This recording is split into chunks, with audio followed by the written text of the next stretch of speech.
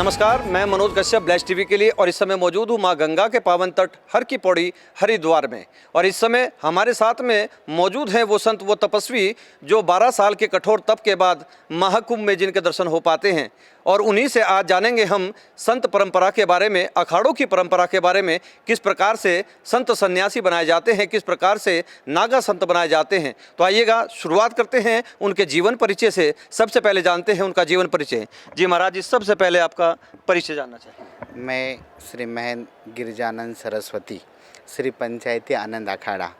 और संत की जो परंपरा होती है, अखाड़ों की जो परंपरा होती है, एक अखाड़े की परंपरा यानी बचपन से लेके उसके जीवन भर उसको संघर्ष का जीवन कैसे सिखाया जाता है, उसको आध्यात्म का जीवन कैसे सिखाया जाता है, उसको समाज को धर्म प्रचार का, प्रसार का किस तरीके से वो किया जाता है, उस तरीके को अखाड़ों में संत समाज को एक शिक्षा होती है।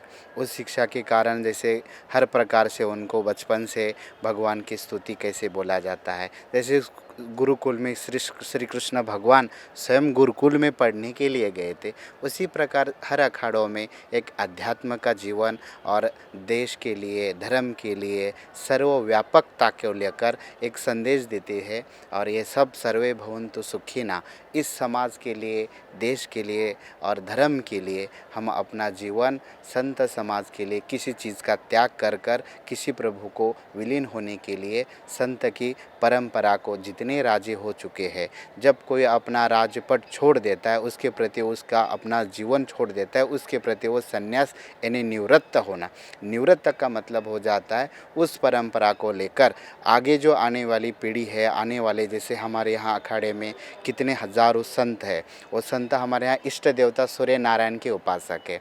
हम सूर्य उपासक होते कारण गुरु महाराज को सुबह सुबह सूर्य को अर्चक करते हैं। और अर्चक करने के बाद हमारा एक ही मंत्र होता है, अहरह सूर्य मुपासित, हम सदा ही सूर्य के उपासक रहने वाले हैं। और शंकर जी की उपासना होती है, जिस जिसे अपने आद्य गुरु शंकराचार्य जी ने ये कई इस पर गीता पर टीकाकरण किया है।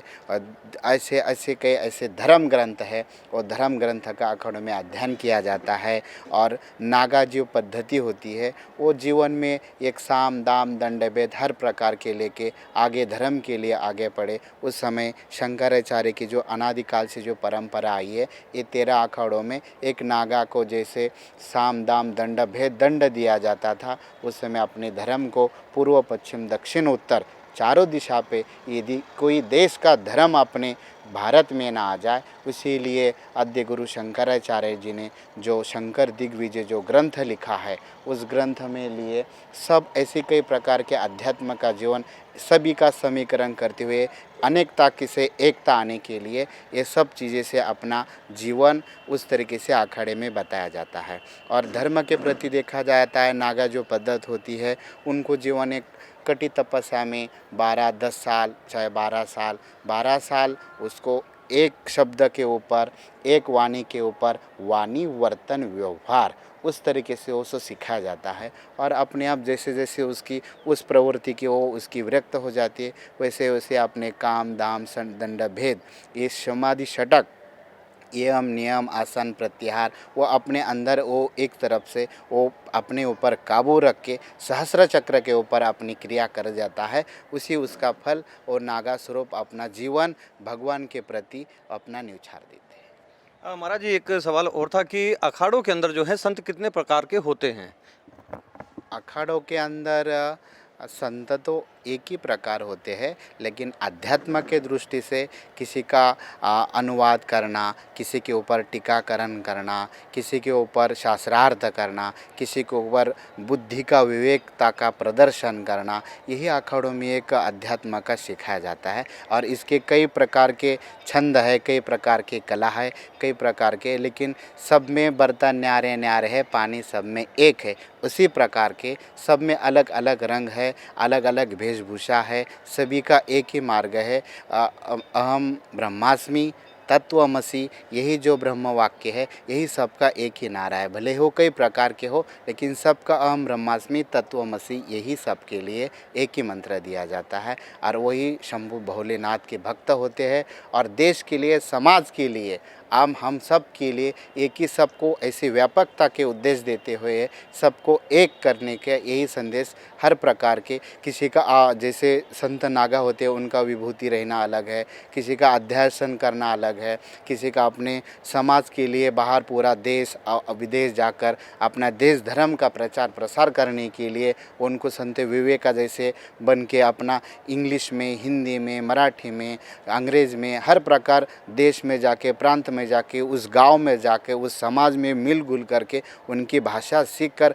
अपना देश के लिए, धर्म के लिए अनेकता से एक बनने का संदेश देते हैं। ऐसे प्रकार के हर अखाड़े में वो सब प्रकार के का माने जाए हर स्टेट से संत भी होते हैं और संत का अपना जीवन एक वैराग्य का उपदेश होता है। वो किसी के लिए और किसी व्यक्ति निजी के लिए उनका जीवन नहीं होता है, उनका जीवन देश के लिए, धर्म के लिए, समाज के लिए होता है। यही संत का उपदेश और यही संत इसी प्रकार के सब अलग अलग प्रचार प्रसार और धर्म के जैसे उपनिषद है, उनके हर प्रकार के अलग अलग टीकाकरण है, उसी जिसको उस तरीके से अध्यात्म का एक निवृत्ति बन जाती है, उसी को जैसे धीरे धीरे वैराग्य आ जाता है और उसी का रूप संन्यास में धारण हो जाता है, वही संन्यास होता है और कोई संन्यास नहीं।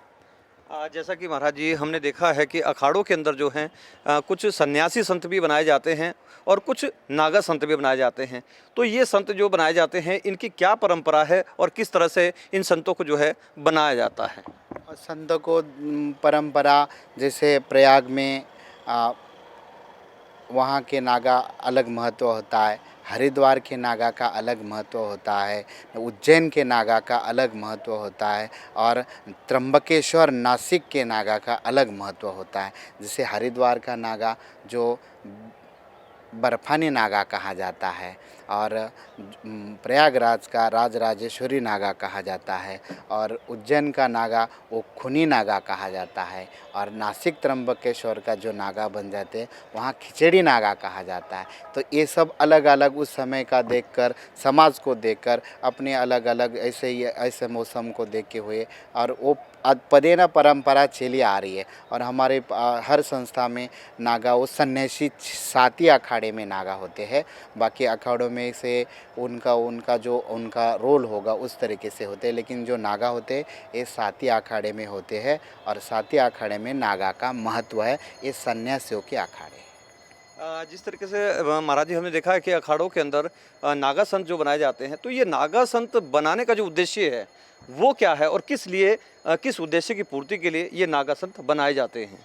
नागा यानी एक प्रकार की फौज है, देश के लिए, समाज के लिए, हम सब के लिए एक प्रकार का एक अपनापन और देश के लिए जैसे फौजी होते हैं वैसे एक फौज है समाज की और धर्म की। और धर्म के लिए ये नागा यानी हर संस्था में नागा होते हैं और संस्था में उसमें पद होता है, किसी सचिव, महंत, नागा, दिगंबर, महापुरुष ऐसे आते ही संतों को उपाधि का जो अध्यात्म का दृष्टिकोण से उनको अपने अपने पद अनुसार कार्य करते, उस तरीके से उनका जीवन विरक्त और वैराग्य के साथ और संन्यास का धारण निवृत्त हो जाते हैं और वही परम परमात्मा का प्राप्ति के लिए एक ही ब्रह्म है और एक ही ओम है, तत्वमसि का अध्यापन करते हुए ऐसे समाज के लिए कई देश धर्म पर मर मिटने वाले ऐसे संत होते हैं। आज कई राजा का इतिहास देखिए आप और कितने भी कई कंट्री में इतिहास देखिए, जितने राजा को युद्ध के समय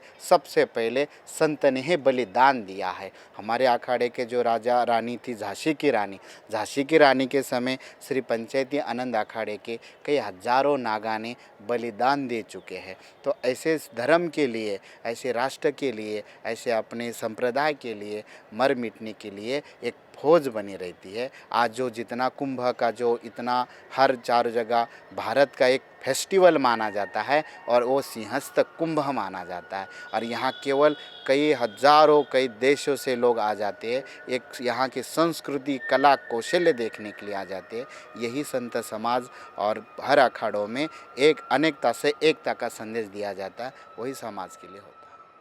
एक सवाल और था महाराज जी कि अखाड़ों में हमने कई अखाड़ों में देखा है कि जो संत होते हैं कई तरह की उनकी वेशभूषा होती है, कुछ श्वेत वर्ण में रहते हैं, कुछ भगवा और कुछ लाल वस्त्र धारण करते हैं।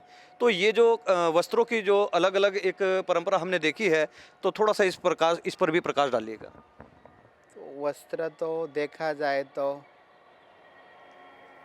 मन को और संस्था का एक रूल होता है और उस परंपरा के अनुसार का कई सन्यासियों के गिरु वस्त्र का धारण होता है, गले में रुद्राक्ष की माला होती है, सर पे त्रिपुंड होता है और सर पे पगड़ी होती है। तो किसी की पगड़ी सही होती है, किसी की पगड़ी ऐसी टेढ़ी होती है। तो एक अलग उस प्रकार की एक छवि है और ये इस संस्था के संत है, ये इस संस्था के संत है। ऐसे संत है कि अनेक प्रकार की कला कौशल्य का एक श्रृंगार है और श्रृंगार ही दर्शन है। दर्शन ही आप हमें वो दिखाई देता है। वो हर अखाड़े में, हर संप्रदाय में सफ़ेद जो कपड़े पहनते हैं वो प्रभु राम के भक्त कहलाते हैं, गिरोह पहनते हैं वो सन्यासी कहला जाते। ऐसी पुरानी परंपरा के अनुसार आज भी वो परंपरा जीवित है। महाराज जी, जिस तरीके से आज हरिद्वार के अंदर लगभग सभी अखाड़े यहाँ पर मौजूद हैं और अखाड़े महाकुंभ में शाही स्नान सबसे पहले करते हैं, तो शाही स्नान का क्या महत्व होता है और शाही स्नान ये महाकुंभ में ही इसका स्नान करने का जो महत्व है वो क्या है? शाही स्नान का महत्व होता है आधे जो राजे रजवाड़े शाही के थाट से चलते। संत यानी कोई छोटे मोटे उपाधि नहीं होती, संत यानी स्वयं भगवान को लेके चलते हैं।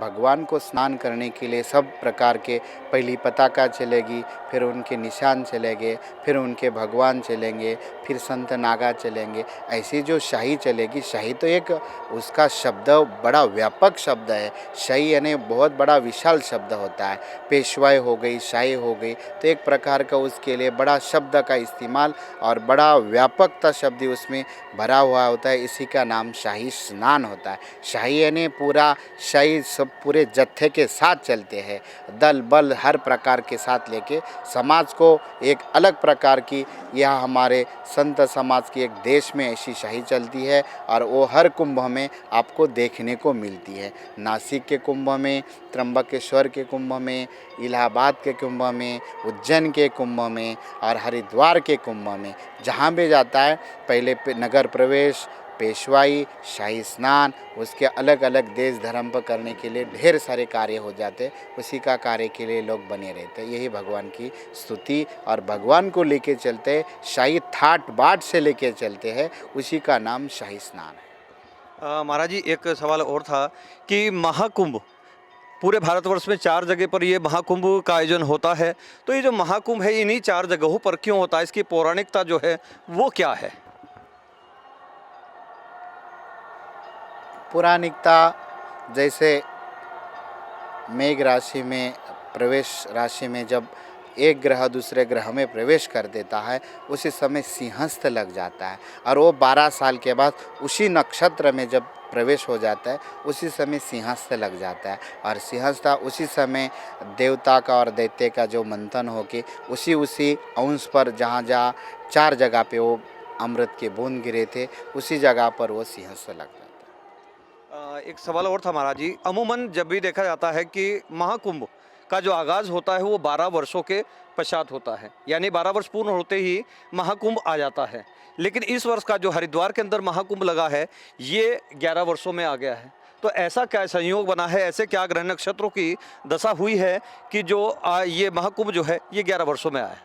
ये हमारे संत समाज ने तय करके, कोई अच्छे विद्वान सब इकट्ठा होकर, हमारे जब संत समाज इकट्ठा होकर उस 11वें इसमें आ जाने के कारण वही लोगों को उस कार्य को जिनका अभ्यास हो चुका है और वही उस ये स्नान की तिथि जाहिर करते हैं। वो पूरा संत समाज इकट्ठा होकर विचार कर उस समय वो प्रवेश करता है, उसी समय सिंहस्थ जाहिर कर देते, वही वो सब चीज़ें कर लेते हैं। तो हमने महाराज श्री से जाना कि महाकुंभ की महत्ता क्या है, अखाड़ों की परंपरा क्या है और अखाड़ों में परंपराओं का निर्वाह किस तरह से किया जाता है। मैं मनोज कश्यप, ब्लेस टीवी के लिए हरिद्वार से।